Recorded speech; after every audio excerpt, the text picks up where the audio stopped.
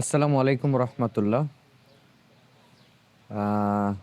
মিশরের রাজধানী কায়রো থেকে বলছি। এই মুহূর্তে আমরা রয়েছি পিরামিড এবং গ্র্যান্ড ইজিপশিয়ান মিউজিয়ামের সামনে, হোস্টেলিও পিরামিড ভিউ হোটেলে, যেখানে আপনার Booking.com-এর one of the top review award hotel. যাই হোক, আমরা আজকে এসছি খুব গুরুত্বপূর্ণ একটি বিষয় নিয়ে, যেটা হচ্ছে অনেকেই আমাকে জিজ্ঞেস করতেছিলেন, যেহেতু আমি ট্যুরিজম বিজনেসের সাথে দীর্ঘ অনেক বছর ধরে জড়িত। যদিও বাংলাদেশের সাথে সরাসরি আমাদের কোম্পানির কোনো কমিউনিকেশন নেই, বাট যেহেতু আমরা এই ইন্ডাস্ট্রিতে এবং ইজিপ্টের গ্রেড এ কোম্পানির পার্টনার আমরা, এবং হচ্ছে বাংলাদেশে মালিকানাধীন শেয়ারও রয়েছে। তো এই জায়গা থেকে আমরা আজকে আসলে একটি গুরুত্বপূর্ণ আলোচনা করব যে ভিসা জটিলতা এবং কি অবস্থা হয়েছে এবং কেন হচ্ছে, এই বিষয়গুলো একটু আপনাদেরকে জানানোর চেষ্টা করব। এবং অথেন্টিক সোর্স থেকে সরকারি যে মাধ্যম, সরকারি যে মুখপাত্র, তাদের সাথে আমি কথা বলেছি। যেহেতু জার্নালিজমের সাথে জড়িত আমি, ইজিপ্টের সরকারি মিডিয়াতে কাজ করি, সে জায়গা থেকে আপনাদেরকে জানানোর চেষ্টা করব। তো প্রথমত বিষয় হচ্ছে যে ইজিপ্টে ভিসা হচ্ছে দুটো প্রসিডিউরে হতো বা হয়। একটা হচ্ছে ওকে অন বোর্ড, যেটাকে আরবিকে বলা হচ্ছে মুয়াফাকা। আর একটা হচ্ছে আপনার এম্বাসি থেকে স্টিকার নিয়ে তারপরে আসবেন। তো যেহেতু এম্বাসি বাংলাদেশের মানে মিশরের দূতাবাস বাংলাদেশে স্টিকার দিতে অনেক দেরি করেন, বা অনেক সময় সাপেক্ষ, যার ফলে একটা সহজ সমাধান ছিল, যেটা হচ্ছে ওকে অন বোর্ড বা আরবিকে বলে মুয়াফাকা। তো আপনাদেরকে জানিয়ে রাখি, মুয়াফাকা হচ্ছে দুই ধরনের। একটা হচ্ছে, ধরুন বাংলাদেশের সাপেক্ষে যদি বলি, একটা হচ্ছে যে আমানুল ওয়াতানি, বা যদি বলেন বাংলাদেশের হিসাবে যদি বলেন যে ন্যাশনাল সিকিউরিটি। আর একটা হচ্ছে মিলিটারি থেকে করে কুওয়াতুল মুসাল্লাহা, মানে আর আরবিকে বাংলাদেশে যদি বলেন ডিজিএফআই, মানে মিলিটারি ইন্টেলিজেন্স। এই দুটো সংস্থাই এটা অ্যাপ্রুভাল দিত। তো রিসেন্টলি গত কোরবানি ঈদ বা ঈদুল আজহার আগ থেকে হচ্ছে এটা টোটালি শাটডাউন করে দেওয়া হয়েছে। আগে যেটা ছিল, আপনি ৩ দিন আগে জাস্ট মুয়াফাকার একটা ফিস, যদিও এটা ভেরিয়েবল, কখনো $৩০০, কখনো $১৫০, কখনো $৪০০, কখনো $৫০। বিভিন্ন ভেরিয়েবলে হচ্ছে আ এটা হচ্ছিল। তো এখন এটা টোটালি বন্ধ। তো বন্ধ।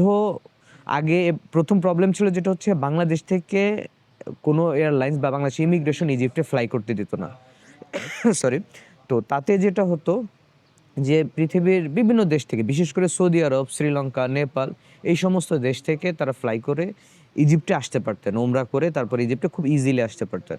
তো এটা কমপ্লিটলি এখন বন্ধ, বা যাদের মুয়াফাকা বা ওকে টু বোর্ড রয়েছে তাদেরকে মিশর ইমিগ্রেশন থেকে ফেরত দিচ্ছে। এছাড়া আগে যাদের দুবাই কিংবা ইউরোপের যে কোনো ধরনের ইউজড ভিসা ছিল, তাদেরকে বা দুবাইতে যাদের রেসিডেন্ট টিআরসি কার্ড আছে, তাদেরকে ইজিপ্টে অনারেবল ছিল। তো পুরো সিস্টেমটা এখন মারাত্মকভাবে ব্যাহত হয়ে গিয়েছে।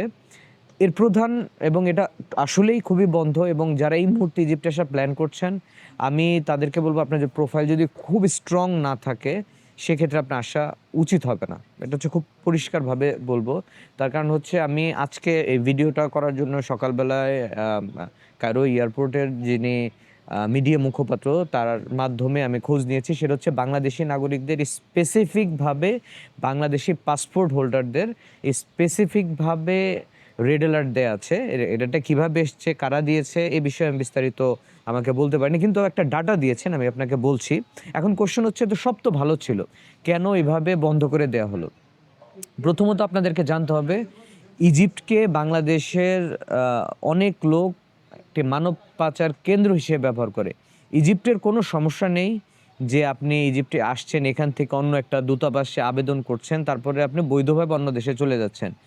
টেকনিক্যালি ইজিপ্টের এই বিষয়ে তার কোনো অভিযোগ নেই। আপনি যদি এসে ভিসা রিনিউ করেন, বৈধভাবে থাকেন, ইজিপ্টে হচ্ছে ওয়েলকামিং কান্ট্রি, যে কোনো দেশকে ওয়েলকাম। আমি ১৫ বছর মিশরে।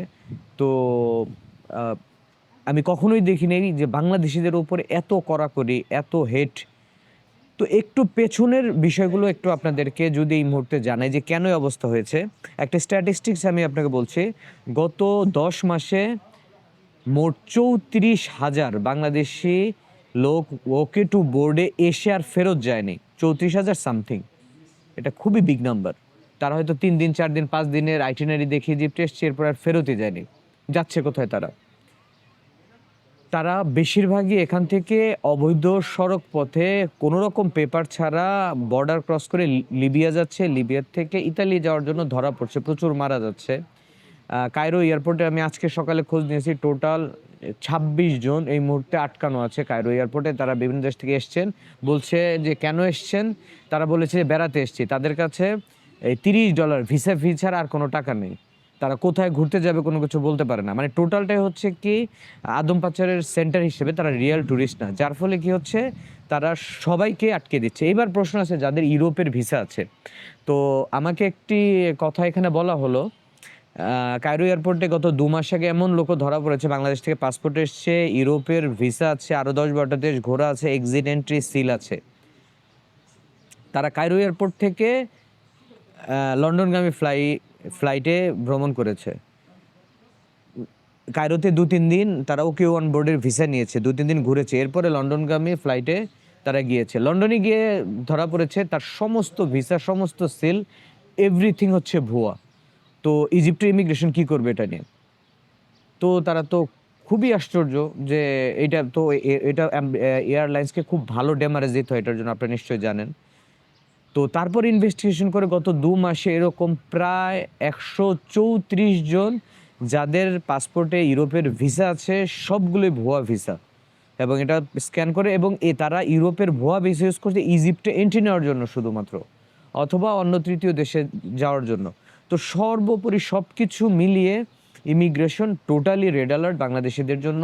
কারণ এত ভুয়া, এত জাল ভিসা, এত জাল ডকুমেন্ট ইউজ করা হচ্ছে, যেটা হচ্ছে তারা ট্র্যাক করতে পারছে না, সিম্পলি তারা সবাইকে ডিনাই করে দিচ্ছে।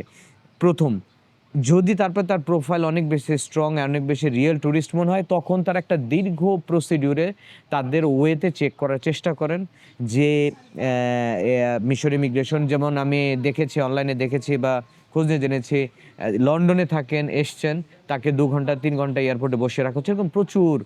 ইউরোপে থাকেন, ইউরোপের টিআরসি আছে। তো আমি স্পেসিফিক একটা কোশ্চেন, আমি নাম বলছি না, আমি বাংলাদেশের একটি গ্রুপ নরমেডিক ট্রাভেল একটা পোস্টের একজন ভদ্রমহিলা উনি ইউরোপ থেকে এসেছিলেন, আমি স্পেসিফিকলি তার ছবি এবং তার স্ক্রিনশট, তার ডিটেল ডাটা নিয়ে আমি আজকে কায়রো ইমিগ্রেশনের মিডিয়া অফিসারের সাথে কথা বলেছি এবং এর উত্তর চেয়েছি। তো তারা বলেছেন এই টিআরসি কার্ড, বিশেষ করে গ্রিস, সাইপ্রাস, এই সমস্ত দেশের ভুয়া টিআরসি কার্ড অন্তত 16-17টা এই কায়রো এয়ারপোর্টে রক্ষিত আছে। আপনারা যদি চান এসে কায়রো এয়ারপোর্টে আর্কাইভ থেকে দেখে নিতে পারেন ভুয়া টিআরসি কার্ড। তো যার ফলে এখন গেস্টকে আইডেন্টিফাই করতে পারে না যে সে রিয়েল, এটা তার ইউরোপের ভিসা না ফেক ভিসা। তো অবস্থা হচ্ছে খুবই খারাপ এই দিক থেকে। তো তারা পারতপক্ষে আর বাংলাদেশিদের চাচ্ছেই না। এবার আসেন, যারা এই যে বললাম যে 30,000, 32,000, 36,000 লোক এসে যায়নি, এই ডাটাটা ঢাকা এয়ারপোর্ট থেকে বের করা যাবে না। কেন যাবে না? ঢাকা ইমিগ্রেশনে, আমি যতটুকু জানি, ঢাকা ইমিগ্রেশনে ইজিপ্টে উঠতে দেওয়া হয় না। তারা কি করে? তারা তৃতীয় কোনো দেশ, বলছে নেপাল যাচ্ছি, বলছে শ্রীলঙ্কা যাচ্ছি, বলছে থাইল্যান্ড যাচ্ছি, বলছে উমরা করতে আসছি, এরপরে তারা ফ্লাইট করে ফেলছে।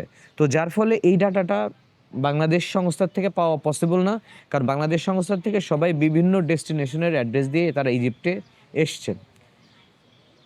এবং যারা এখানে রয়ে গেছেন, এইখানে ইজিপ্ট লিবারাল, বাট কিছু ক্ষেত্রে খুবই রক্ষণশীল, ধর্মীয় এবং বিভিন্ন কিছুতে। বাংলাদেশি যারা এসছেন তারা দেখা গেছে তাদেরকে হয়তো বাংলাদেশের যারা আপনার ধরেন যারা এজেন্ট, যারা কাজ করেন, ম্যান পাওয়ার নিয়ে কাজ করেন, তারা হয়তো বলেছে 15 দিনের মধ্যে তাকে লন্ডনে পাঠিয়ে দেবে, 15 দিনের মধ্যে গ্রিস উঠিয়ে দেবে, 15 দিনের মধ্যে এই সমস্ত দেশেই কথা বলে নিয়ে আসেন। আমি নিজে অনেকগুলো ঘটনার সাক্ষী, এ বিষয়ে না যাই। তো যার ফলে হয় কি, এখান থেকে যখন উঠতে পারে না তখন তাদেরকে এখান থেকে ডাম্প করে চলে যায়। এরা কি করে, এখানে যে কোনো ধরনের কাজ করার চেষ্টা করে, ক্রাইমে জড়াচ্ছে। তো এখানকার জেলখানাগুলো আমি খুব দ্রুত আরেকটা এপিসোড বানাবো দেখানোর জন্য। সরি, আসলে এপিসোডটা বড় হয়ে যাচ্ছে। তো এইটা হচ্ছে একটা রিজন, যারা এখানে রয়ে গেছে তারা বিভিন্ন ক্রাইমের সাথে জড়িত হচ্ছে। এবং ঈদের ঠিক 2 দিন আগে এখানে ইজিপ্ট এবং লিবিয়ার একটা খুব কমন একটা বর্ডার, এটাকে বলা হচ্ছে সাল্লুম, সেখানে প্রায় 34 জন বাংলাদেশি ধরা পড়েছে, যারা বৈধভাবে লিবিয়া যাচ্ছে না, সড়ক পথে অবৈধভাবে বর্ডার ক্রস করার সময় ধরা পড়েছে। তারা তাদেরকে বিভিন্ন পরিচয় দেওয়ার চেষ্টা করছে এবং মাফিয়াদের সাথে এটা নিয়ে যুদ্ধ হচ্ছে। তো বিষয়টা খুবই অ্যালার্মিং এবং আমি যেহেতু ট্যুরিজম নিয়ে কাজ করি, কোম্পানি, হোটেল আছে আমাদের, রেস্টুরেন্ট আছে পিরামিডের সামনে। আমি সেখানেই বসে আছি। পাশে হচ্ছে গ্র্যান্ড ইজিপশিয়ান মিউজিয়াম, পেছনে হচ্ছে পিরামিড। হ্যাঁ, তো ও প্রসঙ্গে তো অন্যদিন যাব। তো মেইনলি হচ্ছে ভিসার যে এই যে প্রবলেমটা রয়ে গেছে আমাদের, পুরো বিষয়টা খুবই অ্যালার্মিং এবং আমি নিজেও আসলে আমার কোনো সাজেশন নেই যে কিভাবে এটার সমাধান হবে। কিন্তু খুবই ভয়াবহ এবং পারতপক্ষে আমি খুব সিম্পলি বলবো, যাদের একেবারে প্রয়োজন না, তারা ইজিপ্টে এই মুহূর্তে সিঙ্গেললি ট্রাভেল করা উচিত না। এবার আসেন, যদি ট্রাভেল করতে হয়, আপনারা মুয়াফাকা করবেন plus confirm booking with a tour company. অবশ্যই এটা এমন না যে আমার ট্যুর কোম্পানি, আমার ট্রাভেল কোম্পানি হতে হবে। যে কোনো এ গ্রেড একটা অথরাইজড ট্রাভেল এজেন্ট, যে ট্রাভেল এজেন্ট ইজিপ্টের সরকারি ওয়েবসাইটে তাদের ডাটা আছে। যেমন আমি বলি আমার কোম্পানির নাম হচ্ছে ট্রাভেল ট্রেন্ড। তো আপনি ইজিপ্টের গভর্নমেন্ট ওয়েবসাইটে গেলে আপনি ডিটেল পেয়ে যাবেন। মিনিস্ট্রি অফ ট্যুরিজমের পেজে গেলে এরকম রেজিস্টার্ড কোনো একটা কোম্পানির থেকে আপনারা টোটাল ট্রাভেল প্যাকেজ নেবেন এবং ওই কোম্পানির রিপ্রেজেন্টেটিভকে এয়ারপোর্টে ইমিগ্রেশনে থাকতে হবে। এবং সব কোম্পানির, এই গ্রেট কোম্পানি ছাড়া এখানে তারা তাদের নিজস্ব রিপ্রেজেন্টেটিভ এয়ারপোর্টে ইমিগ্রেশনে আগে রাখতে পারে না। অর্থাৎ আপনি ইমিগ্রেশন ক্রস করার আগেই আপনাকে রাখতে হবে। এটা হচ্ছে সেফেস্ট ওয়ে। আপনি ধরেন ইউরোপ থেকে আসছেন অন্য জায়গাতে, এবং যে কোনো একটা ট্যুর কোম্পানি এই পুরো এয়ারপোর্ট হচ্ছে রিপ্রেজেন্টেটিভ সার্ভিসটার জন্য অ্যাভারেজ $50 চার্জ করে, একজন বা 5 জন, মানে একটা গ্রুপের জন্য এটাই চার্জ করে। তো যারা ইজিপ্টে এই মুহূর্তে বাংলাদেশি পাসপোর্ট দিয়ে আসতে চাবেন, তাদের জন্য পরামর্শ হচ্ছে আপনারা এয়ারপোর্টে রিপ্রেজেন্টেটিভ রাখবেন কোনো অথরাইজড ট্যুর কোম্পানি থেকে। আপনার অনলাইনে যোগাযোগ করলে ট্রিপ অ্যাডভাইজার, প্রচুর মানে ইজিপ্টের ট্যুরিজমের স্বর্গরাজ্য, আপনারা প্রচুর অফার পেয়ে যাবেন, প্রচুর পরিমাণে কোম্পানি পেয়ে যাবেন। এবং মিট অ্যান্ড অ্যাসিস্ট, যারা এয়ারপোর্টের ভেতরে, যাদের কাছে আপনার ফুল আইটিনারিটা আছে, কোন হোটেলে থাকবেন, কোথায় কতদিন থাকবেন, এবং হোটেল থেকে কনফার্মেশন, মানে ম্যাক্সিমাম এখানে পেপার। এবং কোম্পানি যদি হয়, সাধারণত এখানে আমরা বলি হচ্ছে বাংলাতে যদি বলি, মানে আরবিকে হচ্ছে দামান বলে, বাংলাতে ধরেন বন্ড বা গ্যারান্টি আর কি। সাধারণত কোম্পানিগুলো গ্যারান্টি দেয়। যেমন আমি মেনলি কাজ করি হচ্ছে ইন্ডিয়াতে। আমরা ইন্ডিয়া থেকে মানে কোনো রকম ভিসা ছাড়া আমরা বন্ড দিয়ে গেস্টদের নিয়ে আসি। 10 দিনের প্যাকেজ, 10 দিন পরে আমরা আবার এয়ারপোর্টে বুঝিয়ে দিই, আমরা বন্ড ক্যান্সেল করি। তো এই একটা মাত্র ওয়ে বাংলাদেশের জন্য রাইট নাও অ্যাপ্লিকেবল, যেটা 100% আসা সম্ভব, সেটা হচ্ছে যদি বন্ড দিয়ে কোনো ট্রাভেল কোম্পানির মাধ্যমে আপনারা আসেন। এবং এটা কোনো ফ্রিল্যান্সার হতে পারবে না, এটা কোনো স্টুডেন্ট হতে পারবে না, এটা কোনো সাধারণ আমার মতো লোক হতে পারবে না, এটা হতে হবে exactly under and travel company. এইটা হচ্ছে একমাত্র ওয়ে। এবং এত নেগেটিভিটির পরে আমি বলবো, রাইট নাও ইজিপ্টের সাথে বাংলাদেশের কোম্পানিগুলো, বিজনেসগুলো খুব টাফ ছিল। ইজিপ্টের ট্যুর এজেন্ট, ইজিপ্ট নিয়ে কাজ করার জন্য বাংলাদেশের ট্যুর এজেন্টগুলো ভিসা মুয়াফাকা। এখন হচ্ছে ট্যুর এজেন্টরা কাজ করতে পারেন, কারণ বাংলাদেশের ট্যুর এজেন্ট যারা আছেন তারা ইজিপ্টের কোনো ট্যুর এজেন্ট কোম্পানিগুলোর সাথে এগ্রিমেন্ট করে আপনারা ইজিলি কাজ করতে পারেন। এবং ট্যুর এজেন্ট গ্যারান্টি দিলে সেই গেস্ট বেরোবে, মুয়াফাকা থাকলে সেই গেস্ট বেরোবে। তাকে এখন আপনার দামান ট্যুর কোম্পানির থেকে হচ্ছে গ্যারান্টি হলে বের হয়। এমনি সিঙ্গেল আসলেও বের হয়ে যেতে পারবেন, বাট প্রসিডিউর লেট হয়, অনেক ডিলে হয়। এবং আর পারতপক্ষে ইজিপ্টের অবস্থা খুবই, আমাদের বাংলাদেশের পাসপোর্ট অবস্থা খুবই দুর্বিষহ। আমি জানি না আসলে এটা কোন মন্ত্রণালয় বা কাদের দেখা উচিত। অবশ্যই এখানকার যে দূতাবাস আছে, আমি মনে করি অন্তত তারা জানে যে অবস্থা কতটা ভয়াবহ। দূতাবাস কর্তৃপক্ষ নিশ্চয়ই এটা নিয়ে কাজ করছে বা চিন্তা করছে, বা মন্ত্রণালয়ে। আমাদের তো একটা প্রবলেম আছে, আমলাতান্ত্রিক একটা জটিলতা আছে, sorry to say for the life. সেটা হচ্ছে দূতাবাস তো চাইলেই কোনো অ্যাকশন ইমিডিয়েট নিতে পারবে না, তাদের পররাষ্ট্র মন্ত্রণালয় বা বিভিন্ন অনেকগুলো ডিপার্টমেন্ট থেকে তাদেরকে আপডেট নিতে হবে। আসলে ভিডিওটা অনেক বড় হয়ে গেল। তো মুদ্রা কথা হচ্ছে, এই মুহূর্তে সিঙ্গেল যাদের প্রোফাইল, মানে যাদের ফার্স্ট টাইম, সেকেন্ড টাইম বা থার্ড কান্ট্রি হিসেবে আপনারা ইজিপ্টে আসছেন, তারা এই মুহূর্তে যদি সোলো ট্রাভেলার হন, ব্যাকপ্যাকার্স হন, it's not for good time. এটা হচ্ছে খুব ক্লিয়ার আপনাদেরকে আমার message, it's not good time at all. আপনারা একটু সময় নিয়ে গ্রুপ করে আসার চেষ্টা করুন। আর যারা ইউরোপ থেকে আসছেন তারা হোটেল বুকিং কনফার্মেশন, তারপর হচ্ছে এখানের চেষ্টা করুন। আইদার আপনি যে হোটেলে বুক দিচ্ছেন, হোটেলকে বলেন একজন মানদুব দিতে, যদি আপনারা 4 স্টার 5 স্টার হোটেলে বুক দিয়ে থাকেন, তাদের প্রত্যেকটা 5 স্টার হোটেলেরই এয়ারপোর্ট রিপ্রেজেন্টেটিভ আছে। ওরা হয়তো $30, $50, $100 একটা চার্জ করবে। তাদেরকে বলুন আমাদেরকে ইমিগ্রেশন অ্যাসিস্ট করে বের করে নিয়ে আসতে। এটা হচ্ছে আপনাদের, এবং এটা ইজি সার্ভিস এখানে। That's it. তো এটা হচ্ছে অনেকের আসলে রিকোয়েস্ট ছিল আমার প্রতি যে একটু ব্যাখ্যা দিয়ে বলার, এবং এই অবস্থাটা এমনি হয়নি। আমরা বাংলাদেশিরা এই অবস্থাটা করেছি। বাংলাদেশের পাসপোর্ট শুধু এটা না, আমি পরে এপিসোড বানাচ্ছি, যারা এখানে বিজনেস ভিসা করতেন টোটাল সমস্ত কিছু সাসপেন্ডেড। যারা বিজনেস ভিসা করতে দিয়েছেন, যা কিছু করতে দিয়েছেন সব কিছু সাসপেন্ডেড হয়ে গিয়েছে। তো আমাদের অবস্থা আসলে খুবই জটিল। এখানে আমি জানি না এটা কিভাবে সমাধান হবে। আমি মনে করি এটা বাংলাদেশে একদম উচ্চ পর্যায়ে দূতাবাসেরও মানে এখানকার আমাদের যে দূতাবাস আছে ফরেন মিনিস্টারদের সাথে চিঠি চালাচালি করে, তাদের সাথে কূটনৈতিক চ্যানেলে, এবং যদি এভাবে চলতে থাকে ইজিপ্টে, আমার এক্সপিরিয়েন্সে মানে অবশ্যই বলবো যে এম্বাসির যে কোনো অফিসার যারা আছেন তারা তো তাদের লেভেলে কাজ করেন, ডিপ্লোম্যাটিক লেভেলে, তারা তাদের কাজ অবশ্যই আমাদের চেয়ে ভালো বুঝবেন। কিন্তু যেহেতু আমি এখানে সরকারি জবে আছি, এই জায়গা থেকে আপনাদেরকে আমি বলতে পারি যে ইজিপ্টে যদি একবার পার্মানেন্ট ব্যান্ড হয়ে যায় বাংলাদেশে এইভাবে, এখন এটা হচ্ছে কি ভার্বাল বা নর্মাল জাস্ট একটা ক্র্যাকডাউন চলছে। যদি কোনো কারণে এটা বাংলাদেশে যেভাবে অধ্যাদেশ বলি আমরা, এখানে যদি ডিসিশন নোট চলে আসে, এইটা উইথড্র করা অনেক লম্বা সময়ের ব্যাপার। তো এখন এটাতে স্টেপ নিতে হবে।